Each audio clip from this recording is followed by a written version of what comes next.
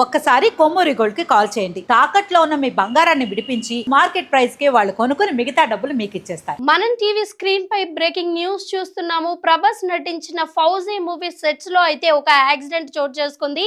ఇక్కడ అబ్దుల్లాపూర్ మెట్ నుంచి Ramoji film set కి వెళ్లే ఈ తరుణంలోనే తెల్లవారుజామునే ఒక కార్ అయితే ఒక డివైడర్ కి గుద్దుకొని మరి అక్కడ యాక్సిడెంట్ జరిగింది. అక్కడ ముఖ్యంగా కార్ లో చూసుకున్నట్టయితే 6 మంది ఉంటే దానిలో ఒక అతను తీవ్రమైన గాయాలు అయిపోయి దాని తర్వాత చనిపోయారు.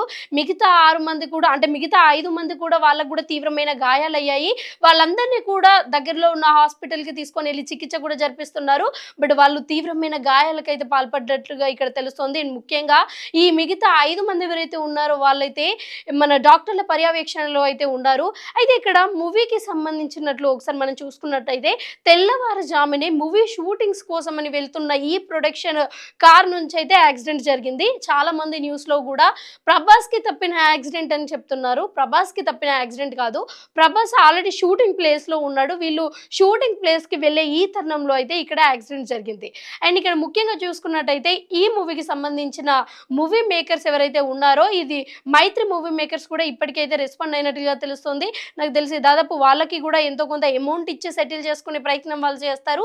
అండ్ ముఖ్యంగా ప్రభాస్ గురించి మనకు తెలిసినట్టయితే మనందరికీ తెలుసు, ప్రభాస్ కొంచెం దాన వీర కర్ణుడు అని కూడా మనం చెప్పుకోవచ్చు. సో తను నార్మల్ గానీ ఎవరికైనా కష్టం వచ్చినా కానీ వాళ్ళకు ఆ కష్టాన్ని తీర్చే ప్రయత్నం చేస్తారు. ఇంకా అలాంటిది అతని మూవీకి సంబంధించిన ఈ ప్రొడక్షన్ లోనే ఇది అంటే ఈ యాక్సిడెంట్ చోటు చేసుకుంది కాబట్టి వాళ్ళకు కూడా నాకు తెలిసి ప్రభాస్ బయటికి చెప్పినా చెప్పుకోకపోయినా కానీ ఎంతో కొంత అమౌంట్ ఇచ్చి తనకున్న ఆ బాధని అయితే వ్యక్తం చేసే అవకాశాలు కూడా ఇక్కడ ఎక్కువగా కూడా కనిపిస్తున్నాయి. సో ఇది ఇక్కడ ఈ ఫౌజీ మూవీ షూటింగ్ లో అయితే జరిగిన